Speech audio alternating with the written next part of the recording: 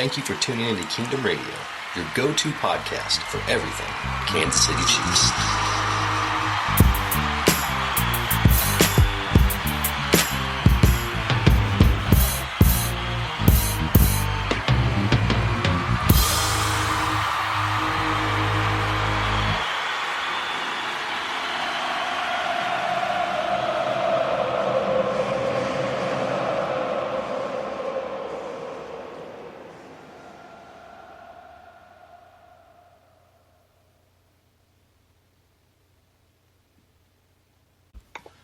Welcome to Kingdom Radio. I'm your host, Richard Smith, and with me tonight I have my senior NFL analyst and co-host, Chris Chavez. How are we doing tonight, Chris? I'm doing fantastic. Another great night. And I'm sure it's a great night after coming off a victory with the Kansas City Chiefs. The Chiefs did beat the San Diego Chargers in Mexico City. In this Monday night AFC West showdown, Philip Rivers' 4 interceptions proved to be costly for the Chargers as the Chiefs take home the victory 24-17. And this week, Kansas City got off to a slow start, but the defense held strong, only giving up 3 points in the first quarter. And Tyreek Hill's hamstring issue took him out with an injury. But let's kind of walk through this first quarter. Chris, what do we have going on there? So the Chiefs ended up kicking off to start off the game, and and the Chargers ended up driving down rather methodically. They were running the ball pretty good against our defense, and then their drive kind of stalled down in the Chiefs' red zone, and they ended up kicking a field goal from the Kansas City 9 to take the 3-0 lead. And let's be honest, that's about as much action as we were going to get as far as score in the first quarter. But, there was some defensive things to take out of the first quarter that really was kind of the bright spot for Kansas City. And I have to say that Frank Clark, what a beast. What a beast. He had his best game that I've seen in a Chiefs uniform. And Chris, kind of tell us about this defense, because our offense was sputtering, and it didn't really get started until the second quarter. Well, I'm going to kind of summarize the entire game up when I say this, and I'm jumping way ahead, and I know we're going to be going throughout the entire game. But when one side of the ball was faltering, the offense in this regard, the defense really tremendously stepped up, and Frank Clark was terrorizing Philip Rivers all night long, and probably into this morning, because I'm pretty sure Philip Rivers was probably still having nightmares about Frank Clark. I'll tell you what, Frank Clark had this step move where he'd duck underneath the block, and he'd come in from the outside, and it seemed to work time after time, play after play, and they just could not stop him all game long. It was exciting to see him get to Philip Rivers and really create havoc back there in the backfield. Yeah, absolutely. And I want to say that it was definitely his coming out game. For sure. And for those of us who knew that this was his capability all season long, this is our kind of bookmark game of told you so. It was coming. It was just a matter of we needed him to be 100% healthy. Yep, absolutely. He owned Russell Okung all night long. That wasn't Russell. It wasn't Russell? Who was it? Russell Okung was out. Who was it? It was a rookie tackle. Oh, well, he owned him all night long. Either way. And you know what? He was kind of mixed on the line there, too. He didn't just play in one spot. It was fun to watch Frank Clark last night, I will say that. But let's get back to this first quarter here. Mahomes throws his second interception of the season. As we fail to get on the board again on that drive. Explain this Mahomes interception, and I really think that it was just kind of a misread on his end of things, and that's not really characteristic of Mahomes. Yeah, I wouldn't even say that it was necessarily misread. I think that he just was a little off target. The throw was a little bit more inside than he meant for it to be, because if he throws that another 2 yards towards the sideline, that's a completed catch. And it was just a matter of he took a shot, he was a little off target, and he ended up paying for it. I believe the interception was by Jenkins, and he got really lucky on there. He made it look like he was going to be floating over to the inside, and then broke on the ball as soon as the ball was thrown, and pretty much ripped it right out of D-Rob's hands. Right. And that's something that's going to happen as the NFL season goes along. I've never seen a quarterback not throw an interception in a season in the NFL. So look, Kansas City didn't score any points in the first quarter, and ultimately we're down 3-0. And then there was, I would say, possibly the benchmark play that really got Kansas City going, and it was the Honey Badger getting in the mix. And this is on the defensive side of the ball. And Honey Badger picks off Phillip Rivers. So talk to us about that play, Chris. Kind of break down this interception by Honey Badger. So on this one, he definitely baited Phillip Rivers. Oh yeah. And he made Phillip Rivers believe that kind of like with the Mahomes interception, made him believe that he was not going to be where he ended up being. Broke on the ball when he made it look like he was going to be breaking on the inside receiver. Ended up coming back out and intercepted him, and then he returned it for 35 yards down to the Chargers' 6-yard line, which really was fantastic because we had been struggling to move the ball all night, and getting the ball there, we only had to move the ball 6 yards in order to score a touchdown.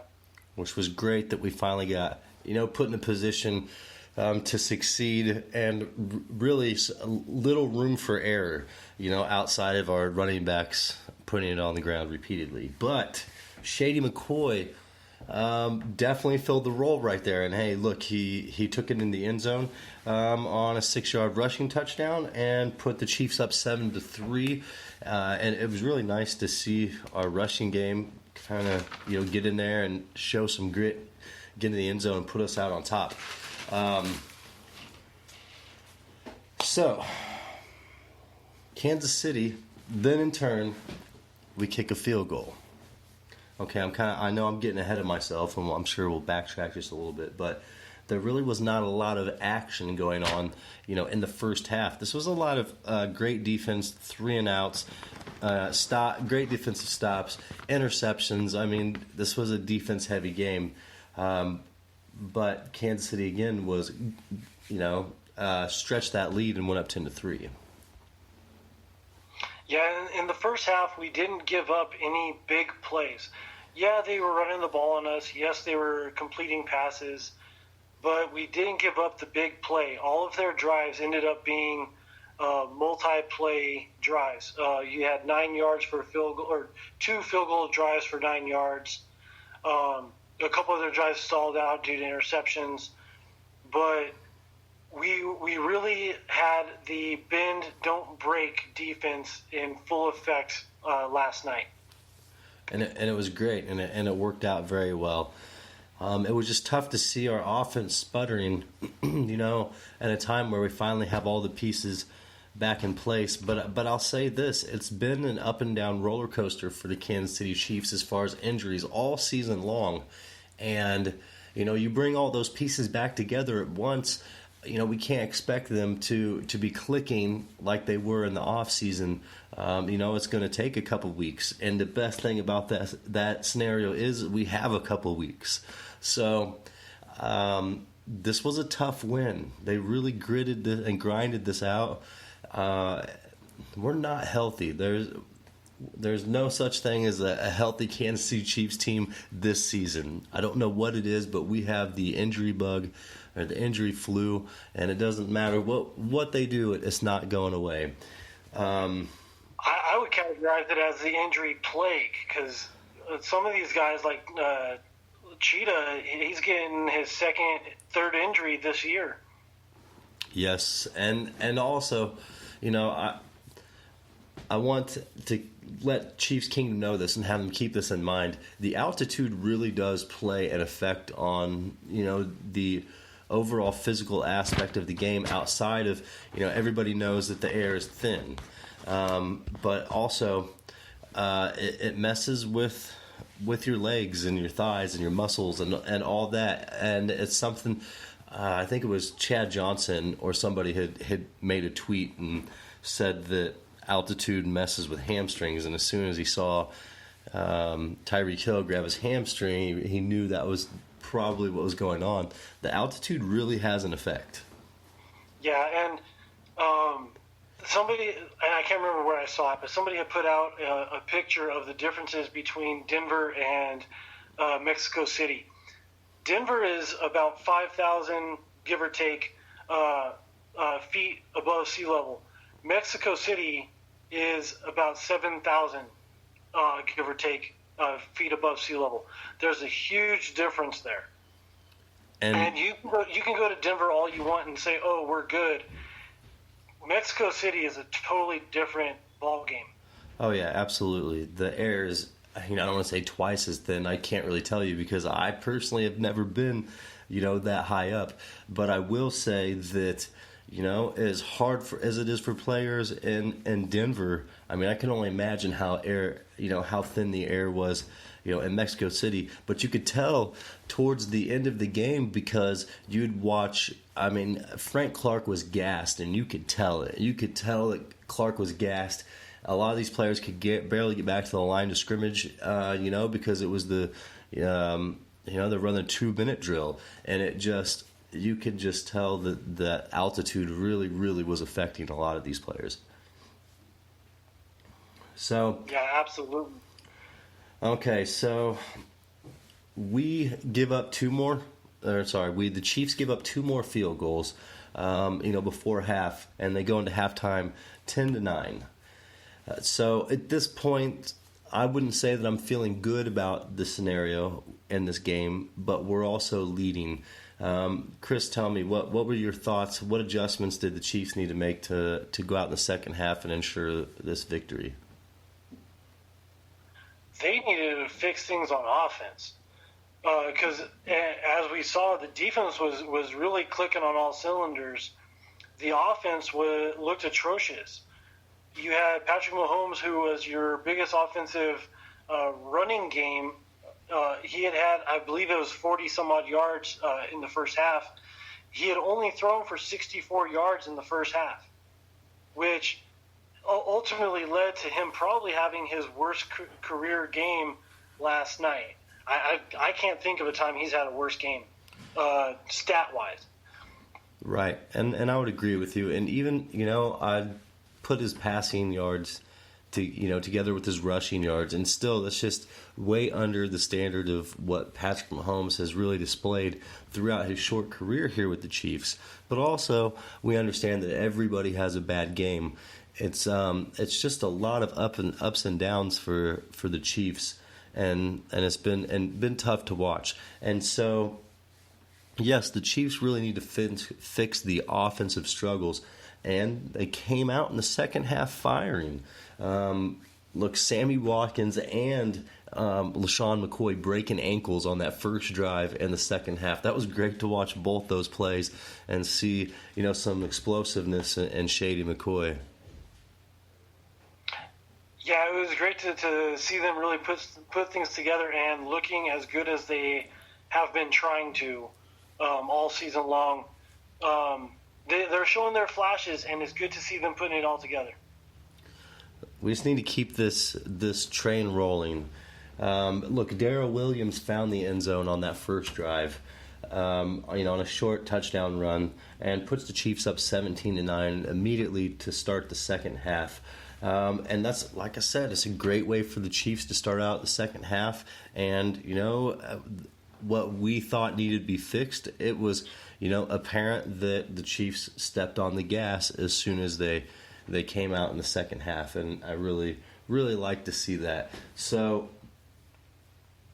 the Chiefs go up 10-9. Well, and then they followed it up on the defensive side Yeah. Right? And they followed it up with a 3-and-out with the Chargers also losing 3 yards. So, again, you had a huge momentum swing there with the touchdown and then the 3-and-out. So then what happened on the Chiefs' following drive, the second drive of the second half? So on that one, the Chiefs ended up driving down for a touchdown. They ended up hitting Hardman for 6 yards, but on that one, there was defensive holding, so we got some more yardage back out of that. The Chargers ended up hurting themselves with penalties all throughout the night. But on this one, you had a beautiful pass for 23 yards from Patrick Mahomes. And he just threw it on a dime to Travis-Kelce. Kelce was able to get 2 feet down and a toe drag on top of that. And he looked every bit the GOAT on that catch. That was an amazing catch, and even on Twitter, the Twitter reaction, they called it the toe drag swag. I thought that was really fitting for Travis-Kelce, but that was a sick catch, and Mahomes really put it in there perfectly. We obviously don't expect anything less from Mahomes, but that was an incredible catch. Toe drag, throw, the whole play was great, and Kelce was wide open too. I mean, you couldn't have had a better window to throw into than Mahomes had on that play. Yeah, he got great separation on that route. So that puts the Chiefs up 24-9, and we're looking good in this scenario. This is 2 consecutive drives in a row where we score a touchdown. But here is the thing. Obviously, the Chiefs did not put up any more points the rest of the game. So we had a quarter and a half. This is midway through the third quarter, and the Chiefs scored their final points. And we have to, they have to stop the Chargers from scoring 2 consecutive touchdowns, and kind of talk about that scenario a little bit, and kind of lead us up to the Daniel Sorensen play. Well, the Chiefs on offense ended up really struggling to continuously move the ball. And there's lots of issues there that I could point out. Guys not catching the ball, maybe not even getting open. I mean, you look at some of these target totals, and guys who earlier on in the season were really stepping up. Sammy Watkins only had 3 targets. Hardman only had 4. Pringle ended up getting 1. I kind of expected him to get a few more. And then D-Rob, he was only targeted 1 time all night, and that ball ended up getting intercepted. Deion Yelder really didn't get targeted a whole lot. He had 1 target. But Travis Kelce all night long was able to get open, make some catches. And in the fourth quarter, it didn't really lead to any points, but he at least was able to get a couple first downs and keep that clock rolling. And then on the, with about 4:30 left in the fourth quarter, on third down, Rivers ends up throwing it deep downfield. It had to be a good 50, 60 yards downfield, and Rashad Fenton ended up intercepting him for, I believe that was his first, maybe second interception of the season. Mm-hmm. And he high-pointed that ball, and it was fantastic to see him pick him off there. Technically, it should have been the 5th interception of the night, or that would have been the 4th interception of the night. But Honey Badger dropped one a little bit earlier on. Which was at that point, it kind of felt like the nail in the coffin there, except that the Chiefs just couldn't string together a sustained drive and just had 6 plays on the next drive and ended up having to punt the ball back. And I'll tell you what, as much as the defense was on the field in this game, I will say one thing that I noticed. Phillip Rivers picked on Daniel Sorensen all night long. All night long he picked on Sorensen. He got burnt over and over and over again, and it was almost tough to watch. It was almost tough to watch. But then you'd see our defensive line step up. Rashad Fenton stepping up, the Honey Badger. I mean, there was a lot of great plays that happened and that really put us in a position to win the game. And look, the last 2 drives of the game resulted in interceptions, which was a great testament to the 4 interception night. It should have been 5 that the Kansas City Chiefs put up. The defensive output was top notch, and I give these guys a lot of credit. So let's fast forward here. Let's move into this last drive, because look, the Chiefs got the ball with 4 minutes left. Burned off clock all the way to 2 minutes and 20 seconds. They even got a first down with 3 minutes and 10 seconds left. Had a position to put away the game, and we couldn't do it. So we have to give the ball back to the Chargers with 2 minutes and 20 seconds left in the game. Go ahead and break that drive down, Chris, and tell us what happened here. I just want to check on the Chargers drive. Yes, the final drive of the game. Okay, so Rivers was definitely all about the short passes. He was trying to eat the clock so that they wouldn't give the ball back to the Chiefs and Mahomes to even get a long bomb into the end zone. And he did a great job of getting the ball down the field. And finally on, let's see, 2nd and 10 from the Chiefs' 14-yard line, Rivers thought that he had Austin Eckler in the corner of the end zone, and luckily Sorensen undercut the throw. Phillip Rivers didn't throw it deep enough, however you wanted to see it, and Sorensen finally made up for his rough night and got the pick in the end zone, which was great, and that sealed the victory for the Chiefs. But I'm going to rewind a little bit here in that last drive, because there was a 50-yard pass to Mike Williams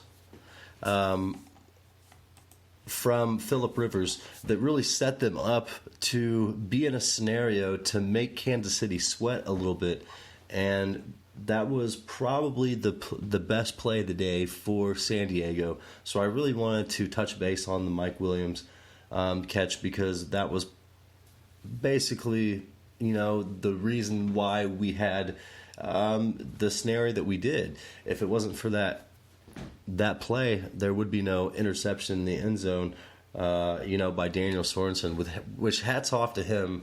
And I don't know what Phillip Rivers was thinking on that play, to be honest with you. There was a lot of head scratchers when it came to the play calling. I don't even want to say play calling, but the performance of Phillip Rivers in his decision making. Yeah, I think that the Chiefs defense had him confused all night long.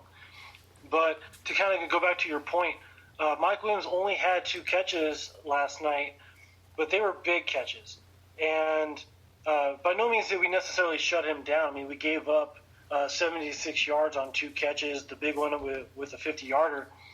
But Mike Williams continues to give us a hard time on offense. And hopefully this offseason we can find a big body cornerback who can body him up and play high on him.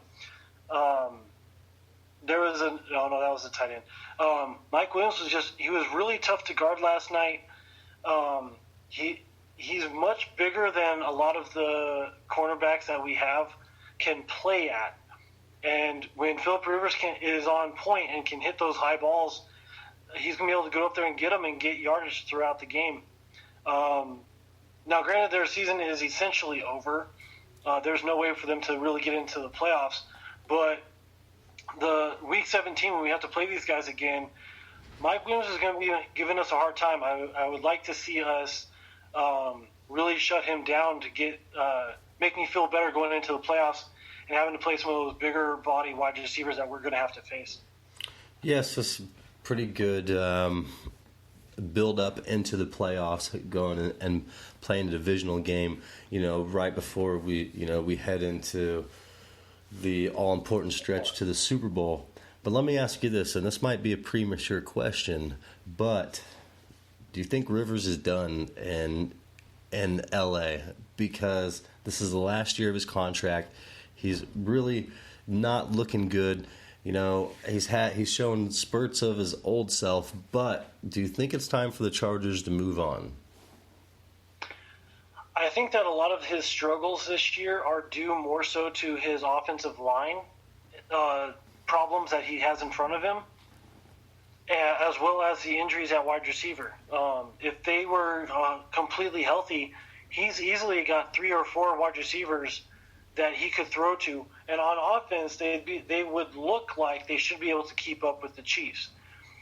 But with the injuries, the horrible offensive line that they have in front of him, he's been struggling a lot this year. But you look at his stats yesterday. He completed 28 passes for 353 yards. Although he did throw the 4 interceptions, he had a big game yesterday. Right. And let's say, for instance, that he goes to a team that has a good offensive line, has a team around him that the team is just looking for a quarterback to bring it all together. Like, for instance, the Chicago Bears team. You put Phillip Rivers with the Chicago Bears for a year, maybe 2 years. I'd be worried about those guys if we were in that division. The Bears would all of a sudden become a legit contender. Now, see, it's tough for me to agree with that, just because Phillip Rivers has been with the Chargers his entire career, and I almost feel like it's a Jay Cutler situation. I don't know how much I trust Phillip Rivers. I never really have, and I also know that the Chiefs have this. We've got something over Phillip Rivers, and he can't seem to get over the hump with the Chiefs, but he also can't seem to get over the playoff hump, or basically he's not a clutch performer. Yeah, and I agree with that. And listening to the commentators last night saying Hall of Famer Phillip Rivers, blah, blah, blah, I've never seen him as a Hall of Famer. Right. I think that he's a very good quarterback. Heck, I will absolutely give him that. I'll be honest there. But I don't see a Hall of Famer there. Me either. He's like top 6 all time in yardage, whatever. But what did he do with that? Absolutely nothing. Ever. And he had some great teams around him his entire career. And for you to have that amount of talent around you and to never get to a Super Bowl, that's pretty bad. It's one of those things that the Chargers are in a scenario to move on from him. At the end of the season, his contract is up, and there's been no negotiations and nothing brought to the table on either side. So this might be a mutual part here. And I personally think it's time for them to move on. But with that being said, look, the Chiefs won 24-17. We needed this win. And now we go into the bye week, because following the bye week, we have, the hot Oakland Raiders team. Do you know who they play this coming up Sunday? The New York Jets. Okay, so they have the Jets, which, any team can beat anybody on any week, but as well as Oakland is playing, I don't see the Jets slowing them down any. So, we're going to have a hot Oakland Raiders team coming up out of the bye week, and then New England after that. So, Chris, I want to ask you, should Kansas City be worried moving forward? Are there any concerns that you think need to be addressed? Because it just seems like the Chiefs aren't clicking on all cylinders. It seems like when one cylinder is firing, one isn't. When 3 are firing, one isn't. It's just a little bit off. And can we pull it together? I think that we're going to have some coming out of the bye week, it's going to really depend on just how healthy we are. We ended up losing 2 of our running backs to injuries last night. Right? Damian Williams ended up going out early with a stomach issue, rib issue, and then Shady ended up going out with, I believe it was a concussion. I was really hoping that Darren Williams didn't go down, because then we would end up having to give it to either Sherman or potentially bring back a wide receiver and have him play running back for us, because we left D-Train off the active roster. And then just kind of seeing how those guys are looking coming back here in 2 weeks. We need to get the running game going, not just because it's the Raiders, but the Patriots have been struggling mightily against the running game. And we need to find a lead back, a bell cow. And I think it's Damian Williams right now who needs to be the guy. Because as we've talked about, he gets better as the game goes on. I would like to see more D-Train in there. But then we finish out the season with the Broncos, Bears, and Chargers. Let's say worst case scenario, we lose 2 of these games to finish out the season. We're sitting at 10-6. Right. That record should get us at least the wild card. Will probably get us the wild card, because if we finish 10-6, the Raiders are probably going to win the division. And if that happens, I'm not necessarily going to be completely upset about it. The Raiders were a better team than a lot of people gave them credit for. We at least said beginning of the season that they were a team to watch out for. They were going to be doing some stuff. Yes. They just put it all together a little bit sooner than I thought. Right. But I think that we still will be a wild card team.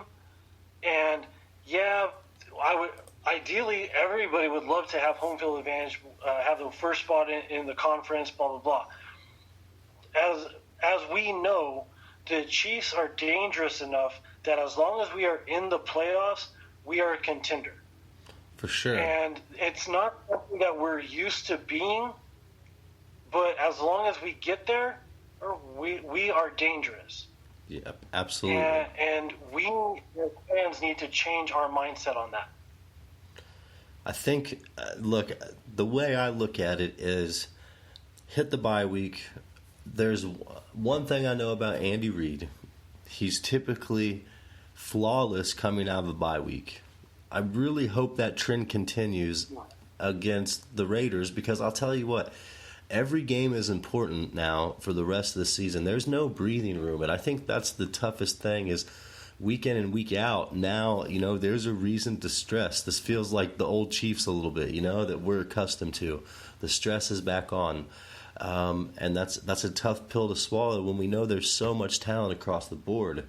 But these next 2 games are the most important games, in the Chiefs season, and will depict exactly, what the Chiefs are made of. And I think that, I look at this depth chart right now, and there's plenty of talent. There's plenty of talent. Now, the question is, can we pull it all together? And then the next question is can Andy Reid get his play management together as well as his clock management?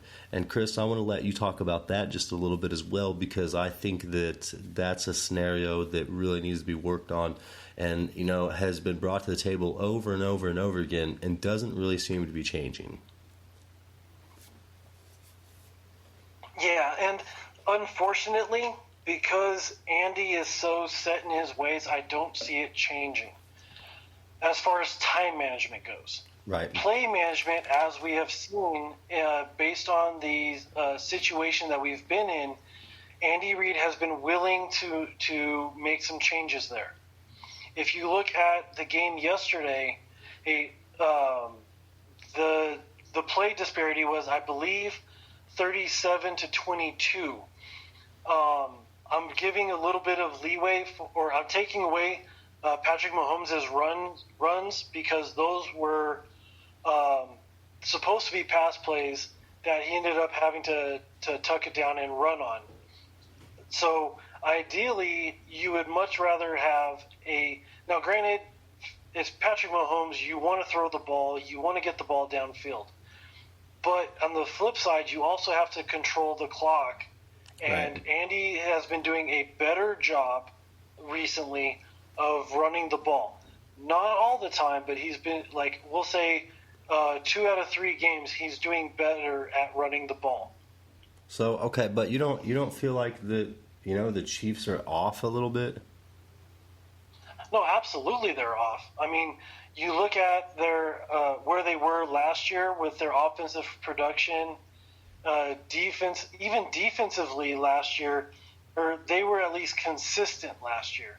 This year, we don't really know which defense is going to show up, and I would like to see some consistency. I feel like we're trending in the right direction because even last week against Tennessee, we saw flashes, and last night we saw, I'll probably say, the best defensive game that we've seen all season. And I'll even go so far as to say that the defense won the game for us last night. Oh yeah. Which we absolutely cannot say the rest of the season. We can say that the defense put us in positions to win, but the defense won the game for us last night. Yep. I completely agree. And if we can get the defense to play like they did last night, get the offense to play like they have earlier in the season, get a healthy Tyreek Hill, and have our special teams play like they did last night. No mistakes. You do what you're expected to do. We absolutely have a tremendous shot to make it to the Super Bowl and to win. But again, it's going to be a matter of, okay, we get into the bye week, let's retool, let's figure things out, let's get refocused, and let's kick it into high gear for this home stretch. My thing here is I feel like the defense is coming together, and even the Honey Badger, Tyrann Mathieu, he was saying in the after the post-game interview that he felt like they gelled together. He said he was really proud of that defense, and he was like, it seemed like something just clicked tonight, and things seemed to flow better, and people were in the right places to make the right plays, and I really hope that holds true moving forward.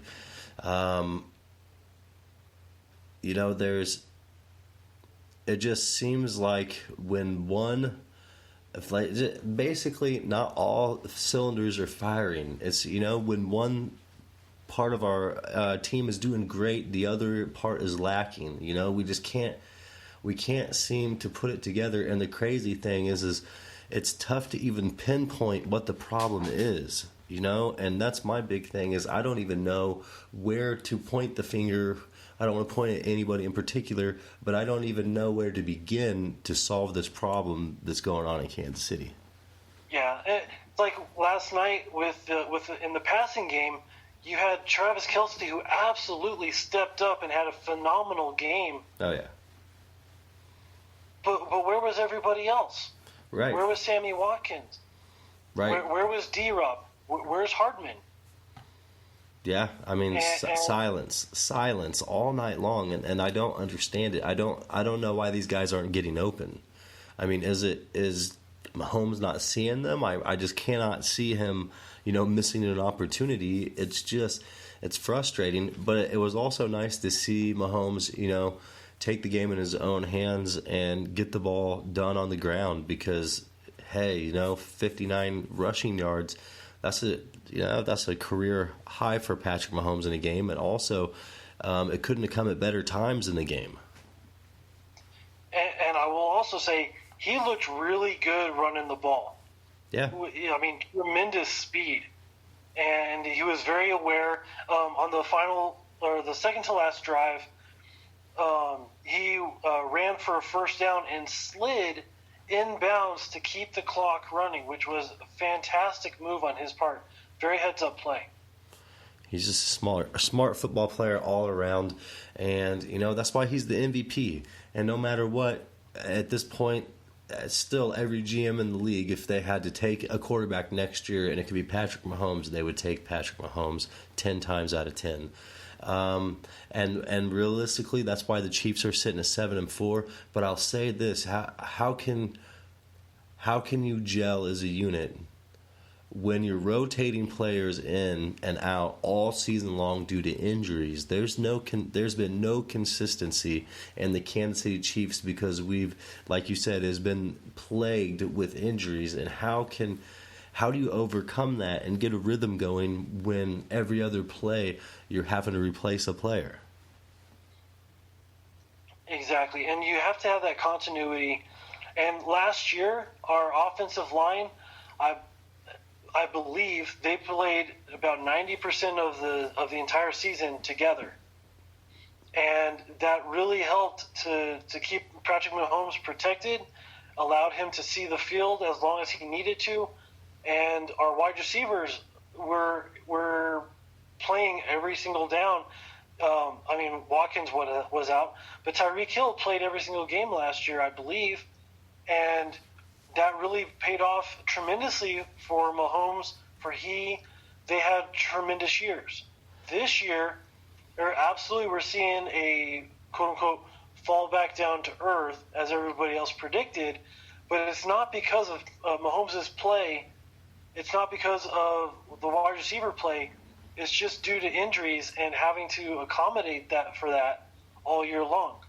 Mahomes is still averaging almost 300 yards a game. Right. Which is still like number one in the league. It is number one. Yeah. And he's been gone for 2 games. Right. That's crazy. 2.5 4. It's crazy, and I love it. And that's the thing is, look, Patrick Mahomes can still come back and steal the league MVP. There's still enough games in the season for him to, take the passing crown. All of that. There's still time, Kansas City. We should seriously be fortunate. We're sitting at 7-4, and outsiders looking into Chiefs Kingdom, they have all these question marks.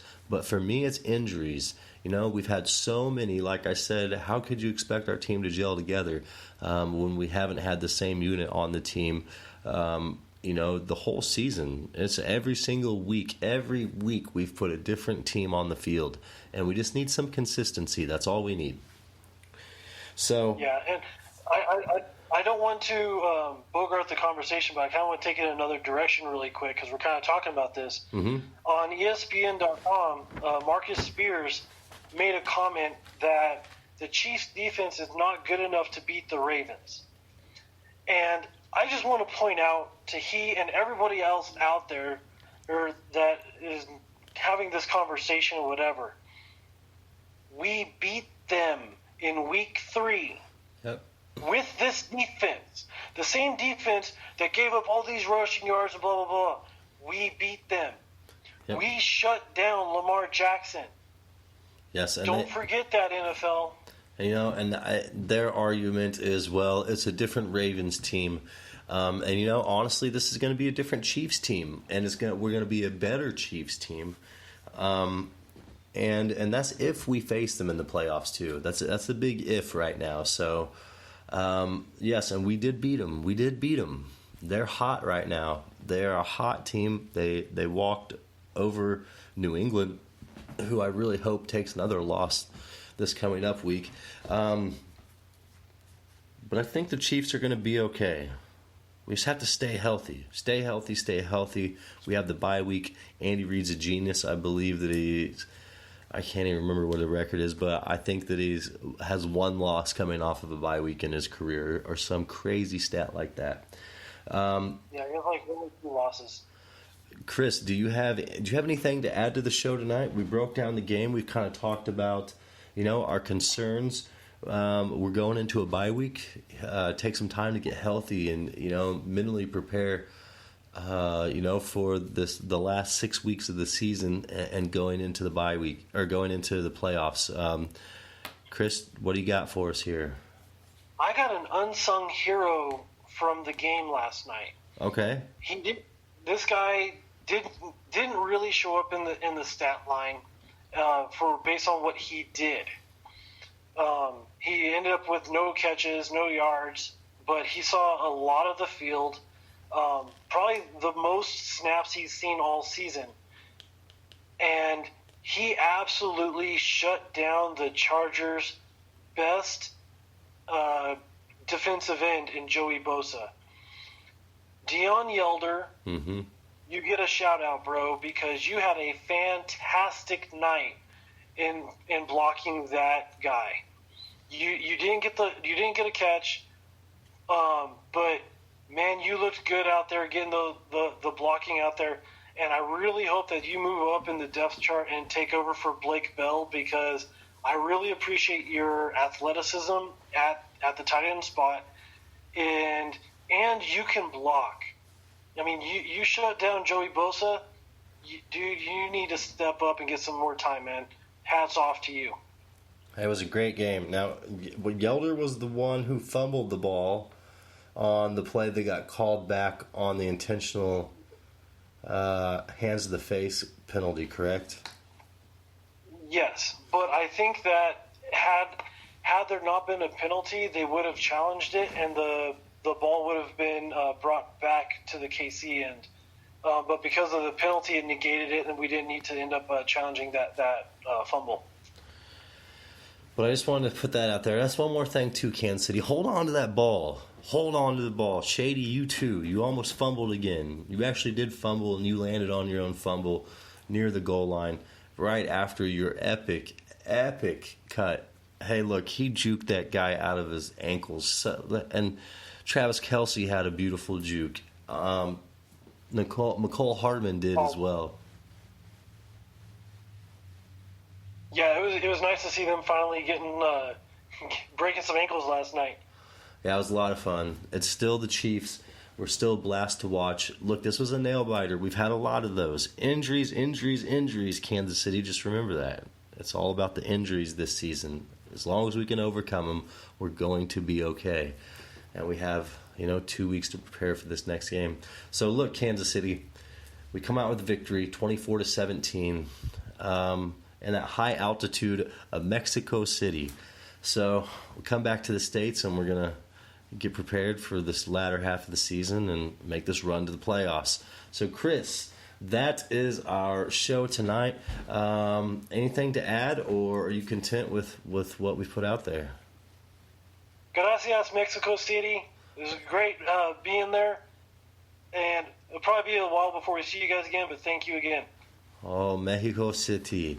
Hey, look, I'm sure the Chiefs enjoyed the food down there and traditions. They did say that the fans and the people were very gracious and more than welcoming. They had a great time. And look, it was nice to see that stadium full and the fans engaging and getting involved. And we'll see what that holds for the NFL here in the future. So Kansas City, like I said, we got the win 24-17. We've got a lot to look forward to moving forward as long as we can figure a few things out. But with that being said, you all have a wonderful Tuesday evening, and we will speak with you soon. I am your host, Richard Smith, with my co-host and senior NFL analyst, Chris Chavez, and this is Kingdom Radio.